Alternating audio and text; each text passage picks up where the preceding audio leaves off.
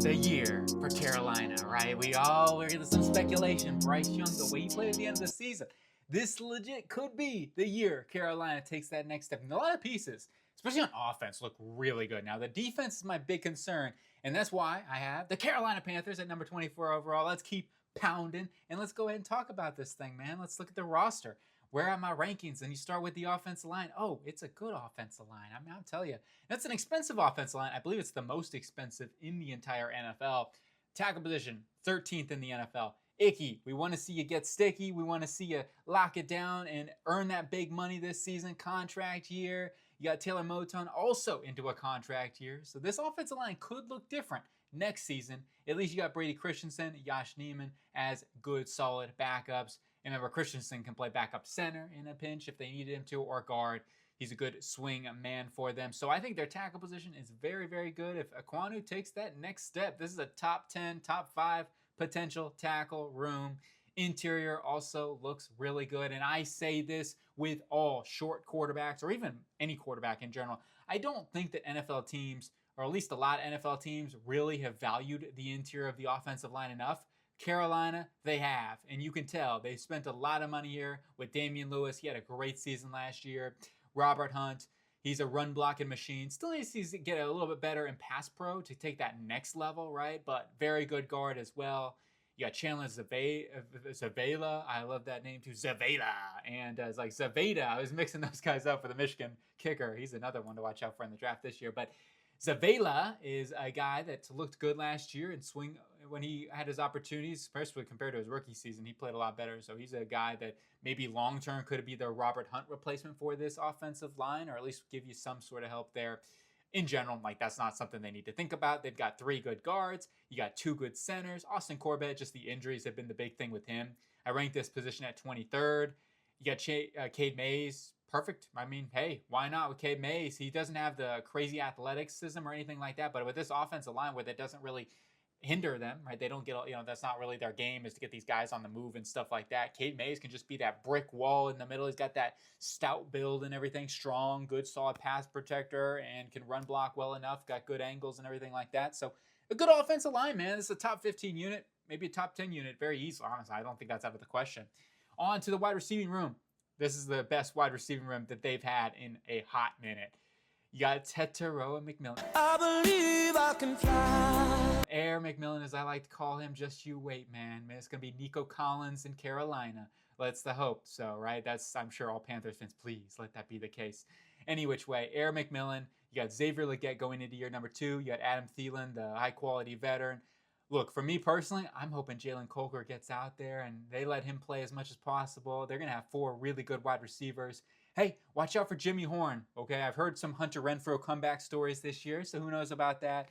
I'm really a big fan of Jimmy Horn Jr., and I think he is a guy that certainly will be fine to make a roster spot, but I don't see why he wouldn't make the roster spot. And if nothing else, let him be a special teams return man. He's going to be super electric, get the ball in his hands on some jet sweeps and some plays and stuff like that. Whatever you can do, Dave Canales. This is a good receiving room, though, that it very easily could be a top 15 room with some development.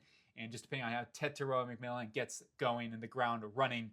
On to the tight end position. And you got Jatavion Sanders. You got Tommy Tremble, Mitchell Evans, James Mitchell. All these guys going to be competing for practice squad and roster positions there. Overall, I rank up 32nd. I would love for them to sign Noah Fant now that he has gone from Seattle. I think that would be a really, really good fit for this team. And it doesn't throw these young guys out of the question either with Jatavion Sanders or Tommy Tremble.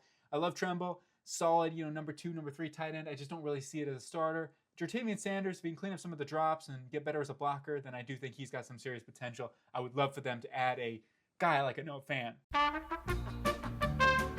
going through a little voice crack there, but okay, here we go. We're ready to go. On to the running back room. 13th, I ranked them. I like this running back room. I mean, who doesn't? Chuba Hubbard, Hubba Bubba. You got Rico Dowdle. They brought in on the cheap. That's insane. You got Jonathan Brooks. Unfortunately, he's still dealing with injuries. And they got Trevor Etienne. I mean, this running back room, I don't really need to talk about this the whole time. They're going to lean on the run game, and for good reason. When you have a really good offensive line and you have a really good running back room, I don't see why that's absolutely, they need to be leaning on this. So, and Dowdle's going to be a great receiving back for them too. So it's even though the tight end's a bit of a weakness for them, I would just say run a lot of pony formations if you can, which pony formations are just two running backs, and have Dowdle out there and Chuba, or get Trevor Etienne in some rotations. This is a very, very good running back room.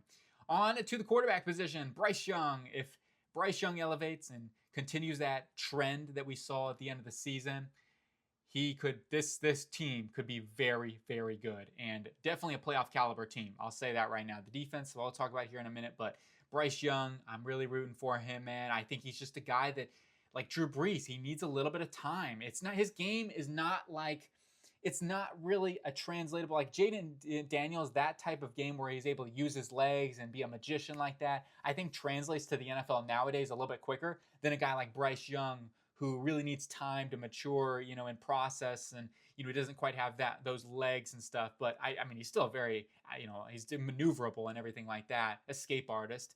I like Bryce Young. I believe in him. Now that they've got the tools with the offensive line, the interior, I see how important that is to have a good interior, especially when you have a short quarterback. They've done that. Bryce Young is looking better and better, and he got better and better as the season went along. And it just goes to show, you can protect him. He'll be able to see, and he'll be able to deliver. Defensively wise, you look at the defensive line, the edge room, I rank 31st. It's still a question for me. It's something that I do think will be majorly improved this year, and that's why they're not ranked 32nd.